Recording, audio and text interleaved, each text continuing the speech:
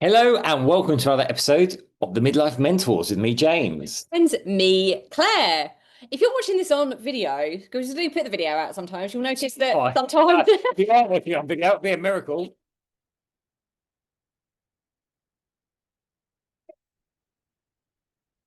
we're actually in matching jumpers. I don't know how that's happened this afternoon. I was about to say Well, this morning, is that weather front that's blowing in, I think, Claire's got us reaching for the winter woolies. but it's always me that starts with the weather. That was you this time. Yeah, I'm not going to mention the weather again. What No. what have we been up to? I don't know, but you're feeling a little bit low on energy, so I'm not. I'm like a Duracell bunny today. Yes, we're recording this midweek, mid-afternoon, and I'll tell you what kind of week it's been. Claire woke up on Tuesday morning and went, "Is it Saturday?" I I was honestly like, did. No, Claire, I sadly not." actually thought it was Saturday morning yesterday morning. Yeah, that's not good, is it? On a Tuesday. But you've had a really busy time of it. Been really busy. I'm onboarding a lot of clients at the moment that I'm working with, a lot via corporates, a lot of private clients. So that's great. I've also got prepping for a lot of corporate work coming up this month and next month.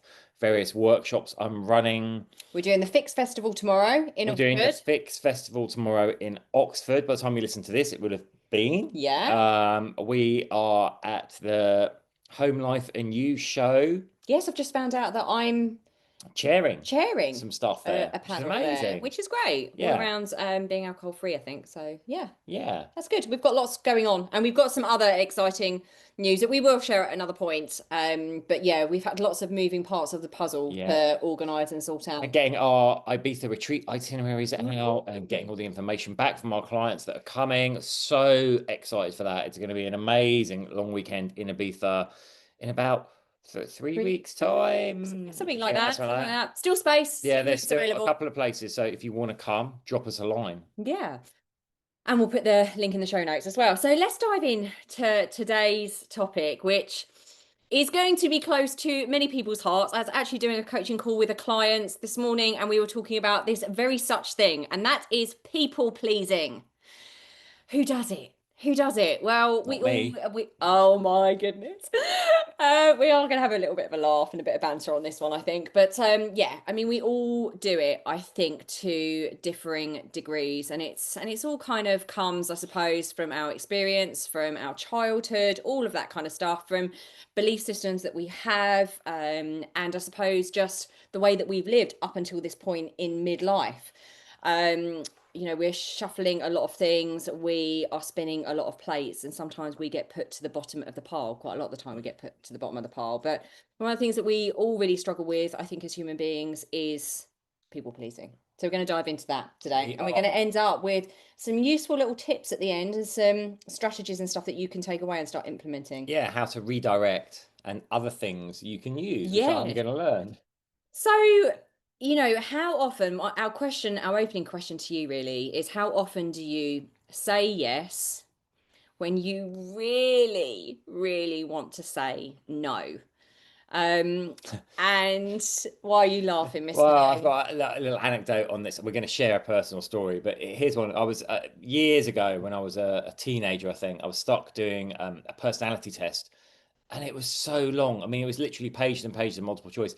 But I remember getting to one of the questions, and it was like, "Have you ever said yes to doing something and then regretted it?" And someone had written in pencil like this effing test afterwards. That's like chortled to myself. So do you want to share your experience of this, if you feel comfortable sharing this? Oh, he's actually just crossed his arms. That's never a good sign. He's crossed his arms, people. You're listening to this on Like audio, withdrawing, probably. physically withdrawing into my shell.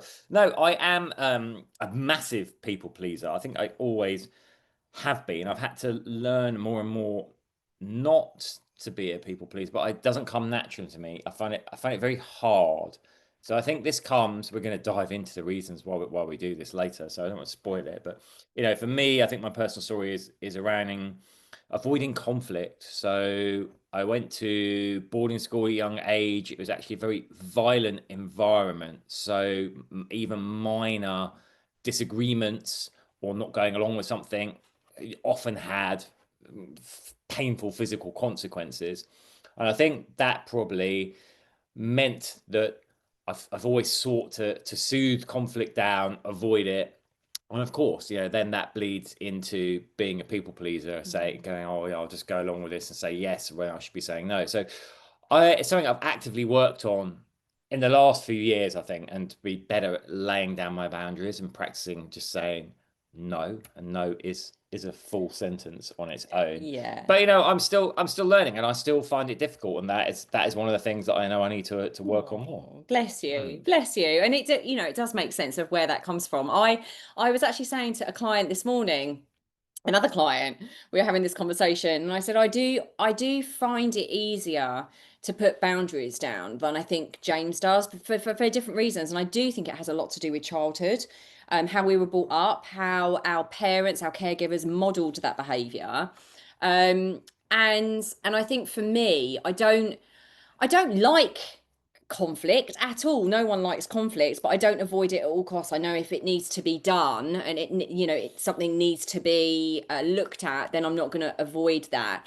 And with people pleasing, absolutely have a degree of that, but again, I think I'm able to set my boundaries a little bit more than if we were talking about between James and I. I think I'm able to do that more, like I said, because of my background, from my experience, from memories, all that kind of stuff. So it is very personal. It really impacted by what's happened in your life, I think. Um, I nearly choked then. So, I What think, emotion are you swallowing down there, Claire? so I know, boom. Um, so, we're talking about this particularly on the Midlife Mentors podcast because this does come to a head at midlife. Um, People pleasing, decades of trying to be everything for everyone else, and suddenly feeling resentful, lost, or depleted, or even angry. Very, very angry that we've put everyone else first. And um, it does beg that question of who am I? We're going to talk about this a little bit more in a minute, but who am I amongst all these hats that I wear and all these masks that I wear? What identity is actually mine, given that I'm trying to please everyone else all the time, and I'm not prioritizing myself?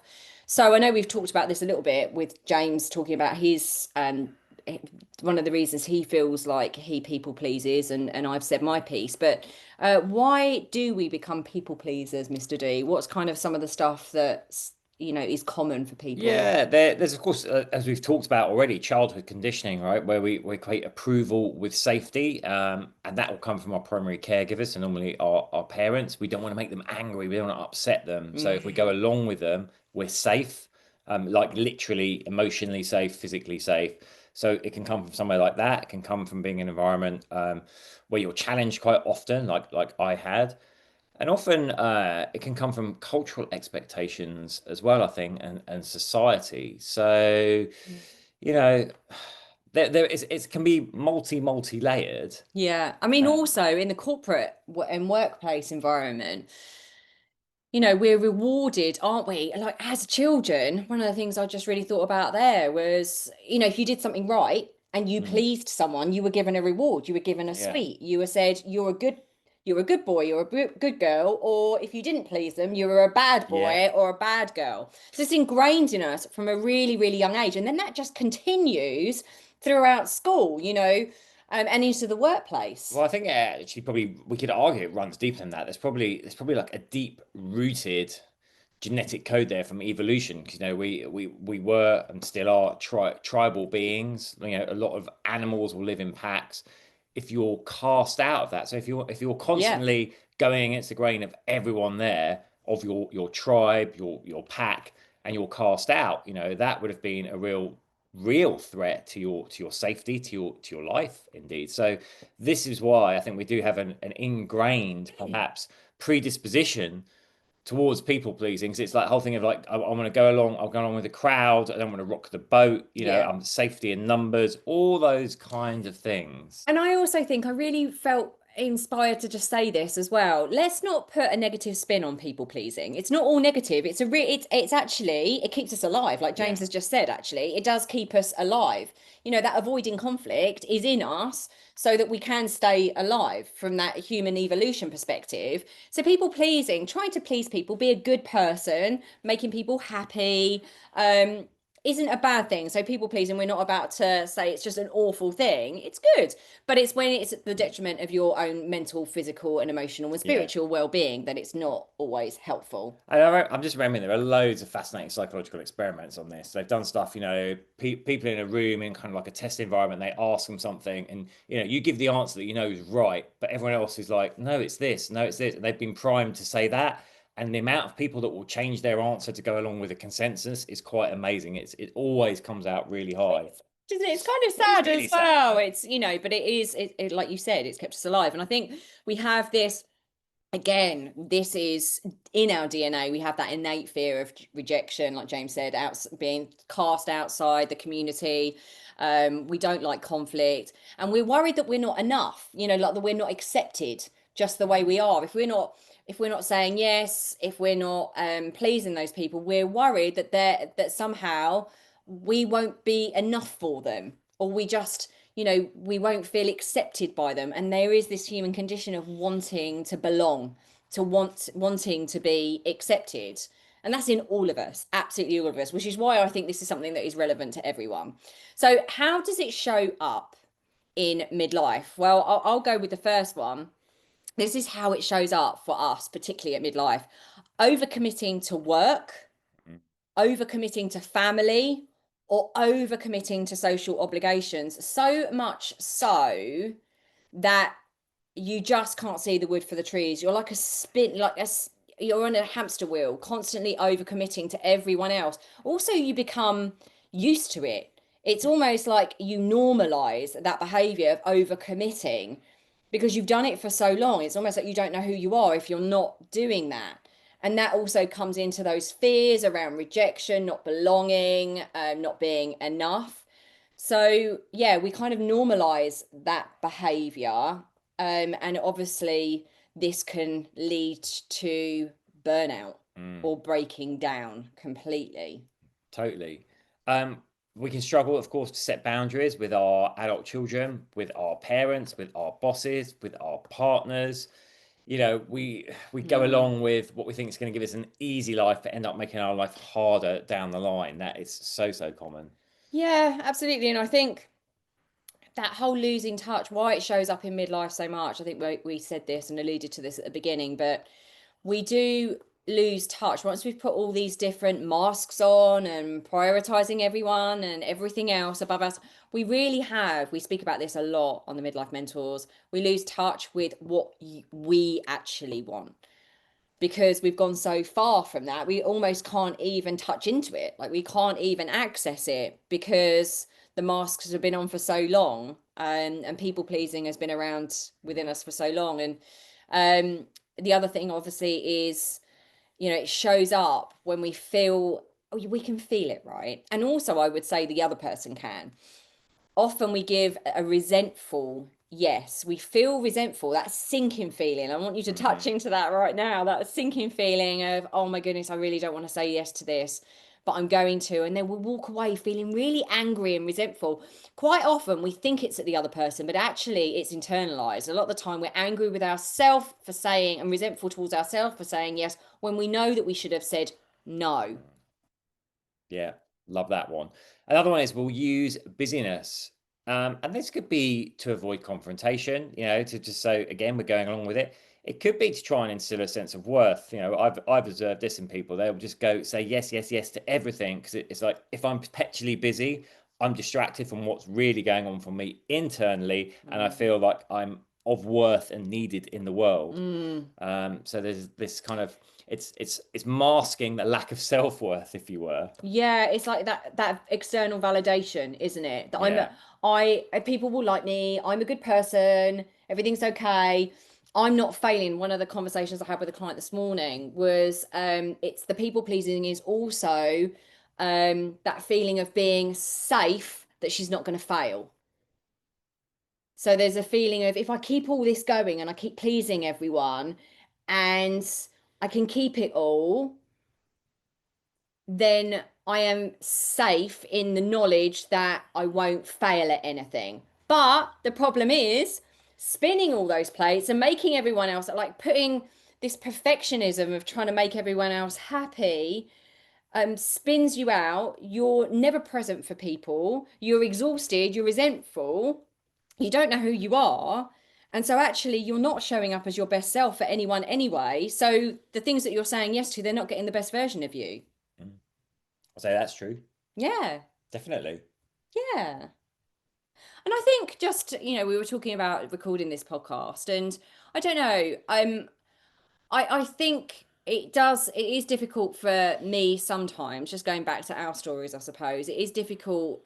We need to have compassion, by the way, with people that are people pleasers. I am, but not to the degree that James is, but understanding where it comes from and having compassion. Like I knew all of the things that James has just said, but understanding if there's someone in your life actually, it's quite difficult to see them constantly saying yes to things because they do get completely strung out. Their list gets longer and longer of things to do.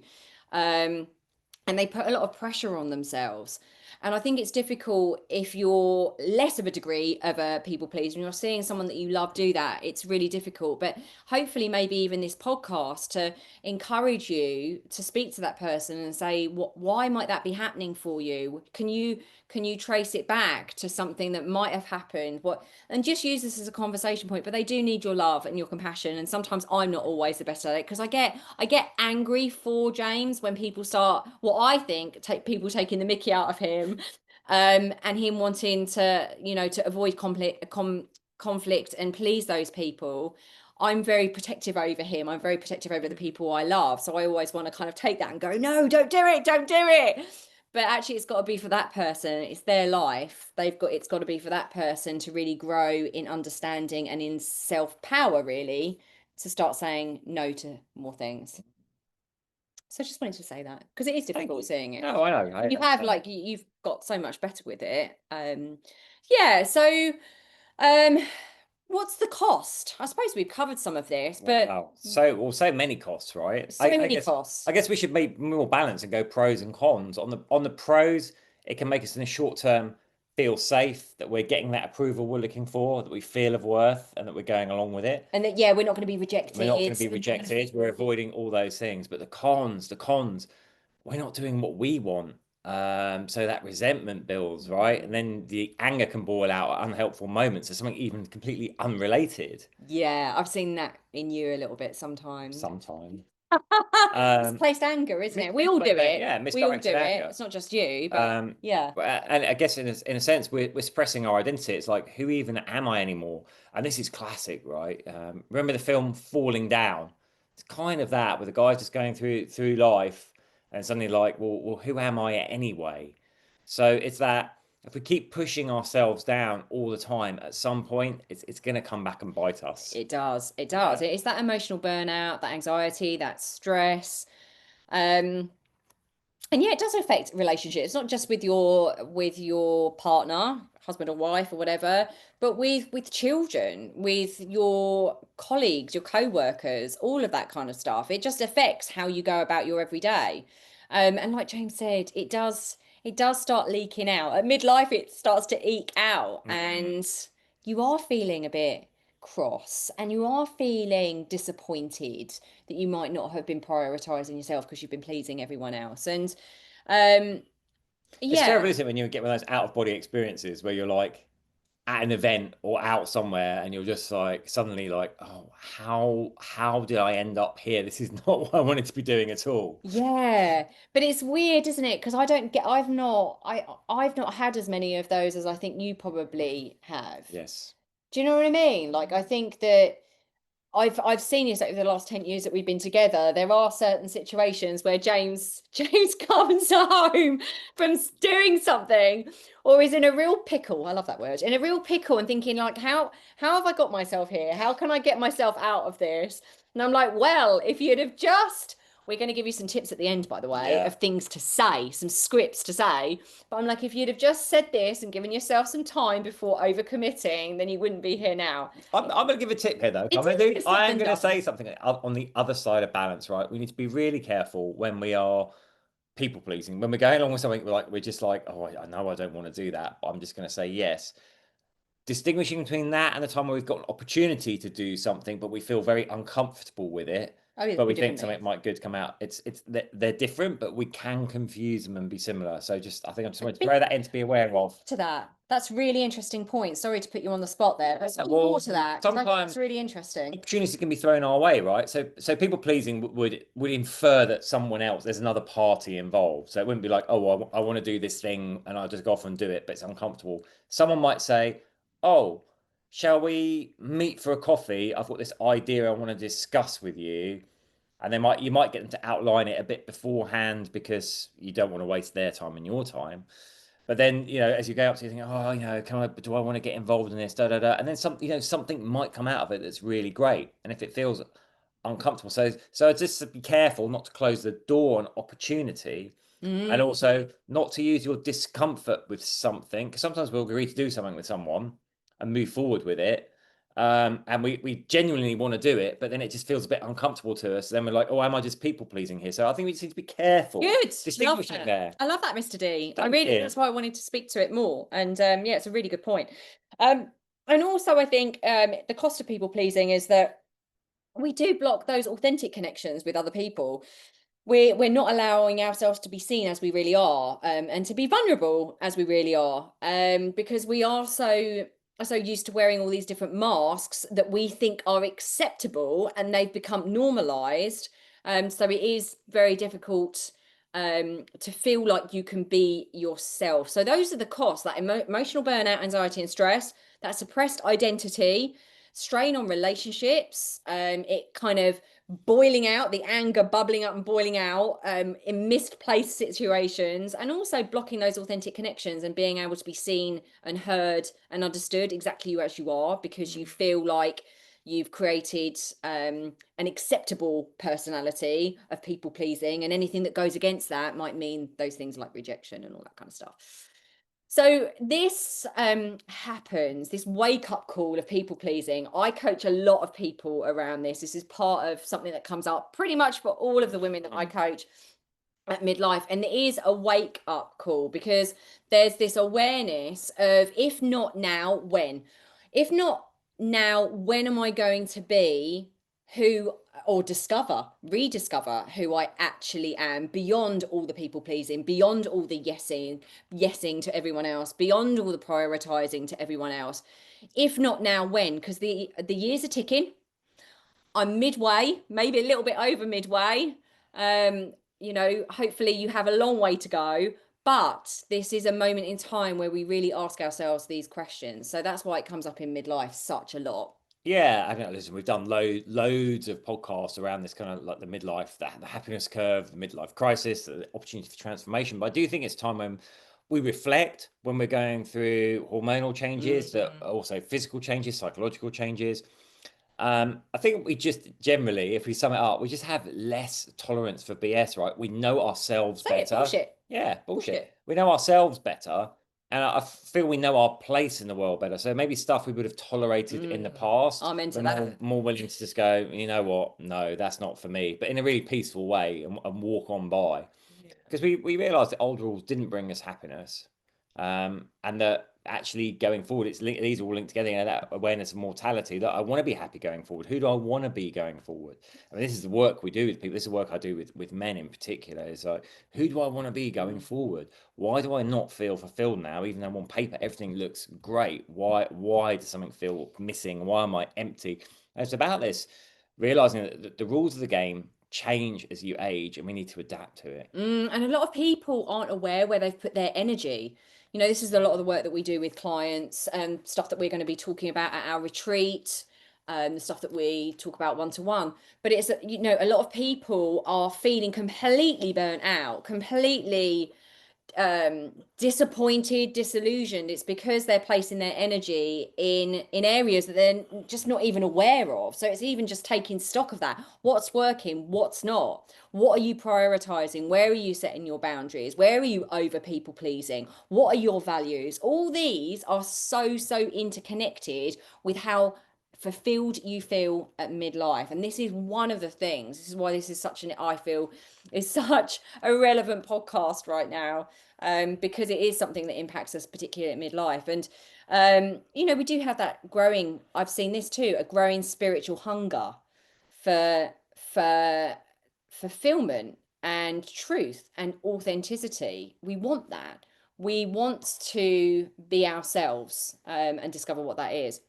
So, how can we move from people pleasing to peace? To Haha. peace. So, we need to learn. Firstly, we need to be aware of what we're doing. Actually, Mm. this wasn't one of the tips, but we need to become aware, really, of how much time we are spending doing things that other people want. We're saying yes and we're people pleasing. Just become aware of it.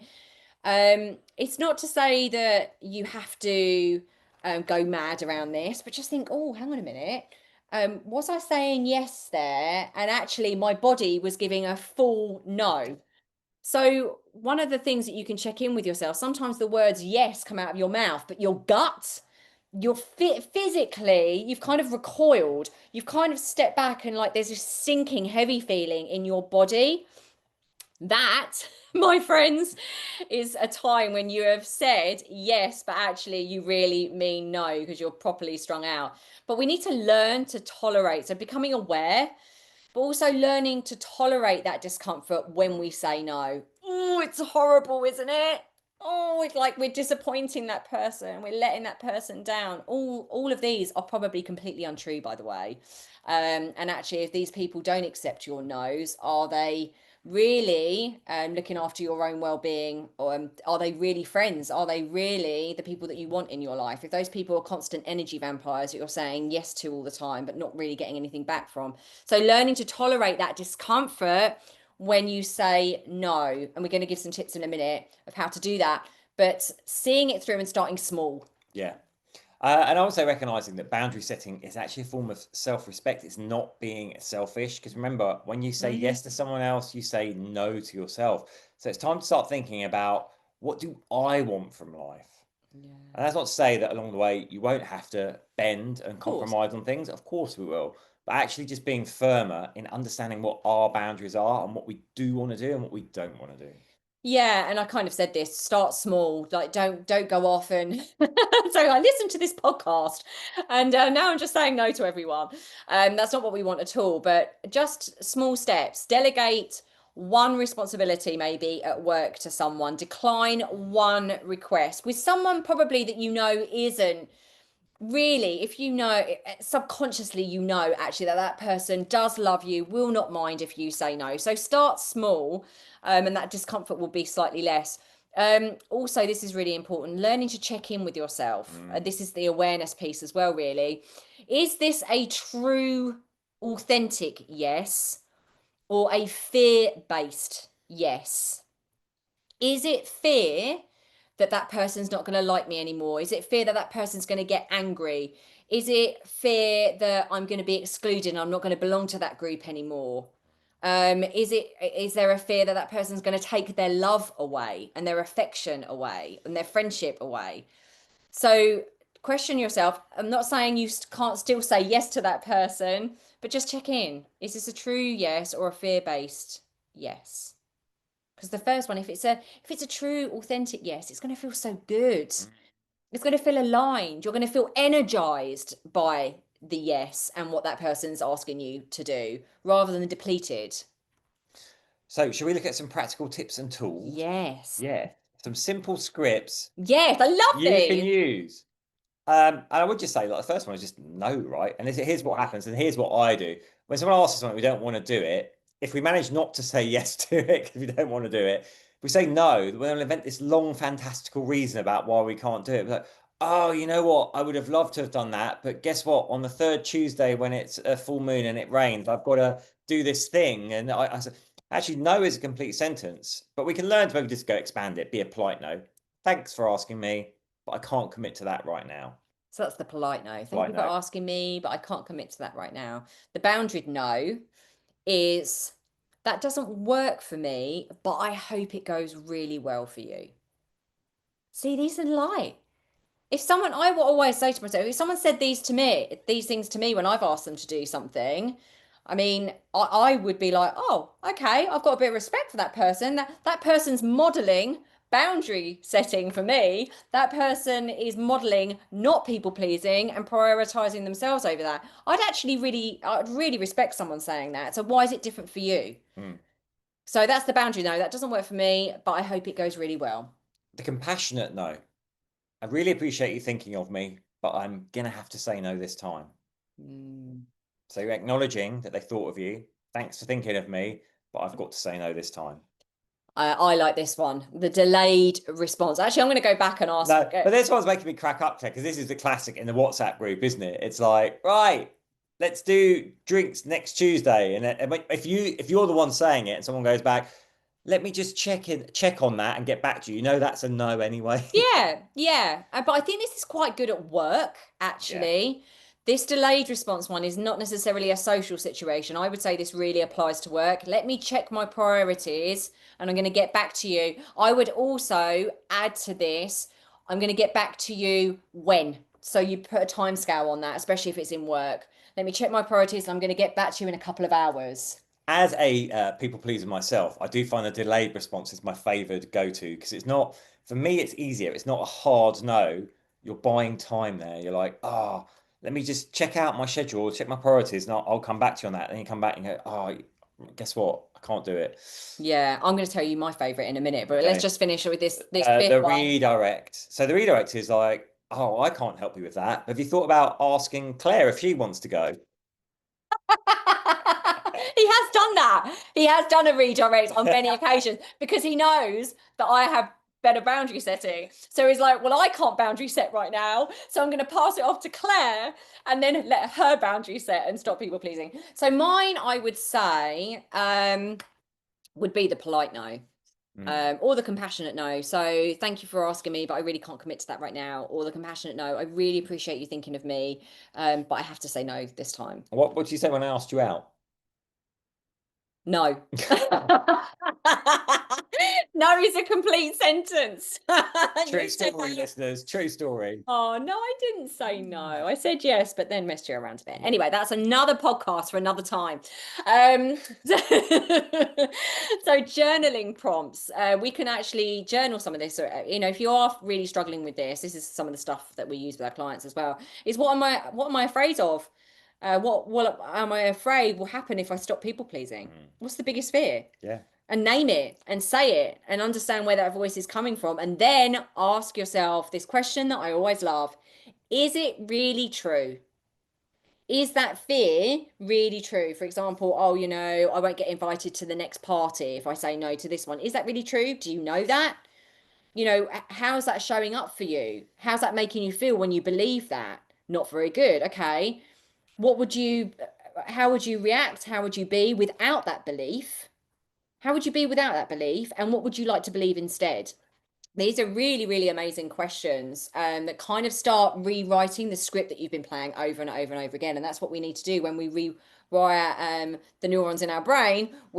Our subconscious mind loves questions. So it's really, really good to ask lots of questions. And the other thing we can do is body awareness, being aware of how we're feeling, right? And a lot of us don't take the time to do this in modern life, but actually having that somatic sense can be a really powerful guide. So, Yeah, which is so that true. tension you feel when someone asks you to do something you don't want to do and you get all tense. If you say yes, what's the feeling? You carry on feeling tense, right?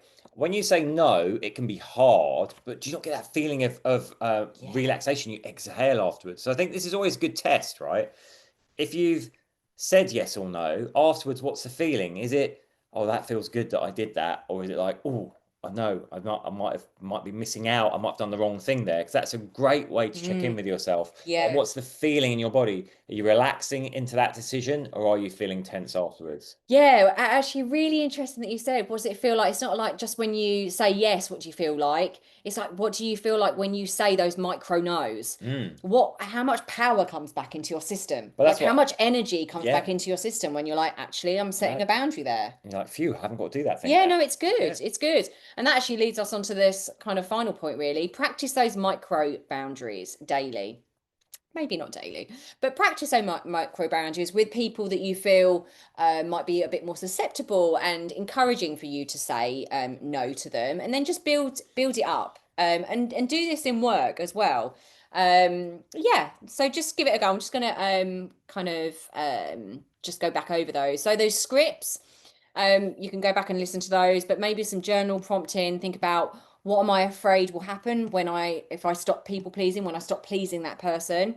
Is it really true? And all the questions around that. Noticing the body when you say yes and no, and practicing those micro boundaries daily to get practicing. So that's it, really, guys. Yeah. Closing thoughts, I suppose, to wrap up the episode.